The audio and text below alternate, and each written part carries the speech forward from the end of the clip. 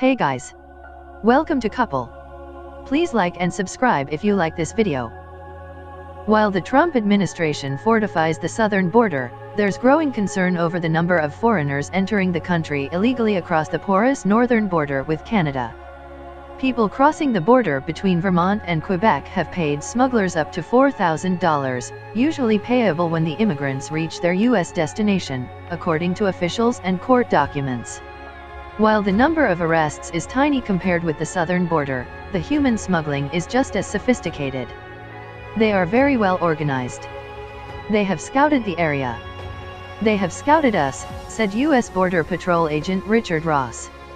Basically, we are not dealing with the JV team, this is the varsity.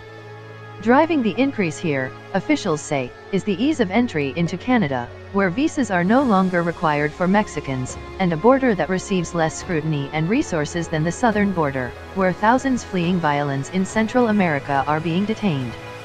Much of the illegal border crossing activity in Vermont appears to be focused on a 30-mile, 50-kilometer, segment of the Vermont-Quebec border where Interstate 91 reaches the Canadian border at Derby Line, about 50 miles, 80 kilometers, southeast of Montreal. From Derby Line, it's about a 6-hour drive to New York and its teeming immigrant communities. Guarding the border here is tricky because Derby Line and the neighboring Quebec town of Stansted comprise one community where homes and buildings happen to be bisected by an international border. The community library was purposely built straddling the border to serve people in both communities. Quebecers simply cross an international boundary marked outside the library by pots of petunias.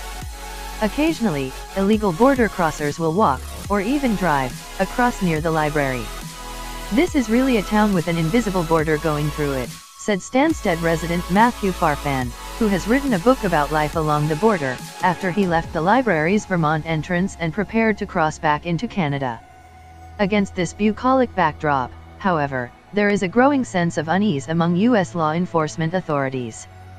The number of illegal alien apprehensions at the Vermont-Canada border has skyrocketed, said Christina Nolan, Vermont's United States Attorney, whose office oversees the prosecution of people caught at the Vermont border.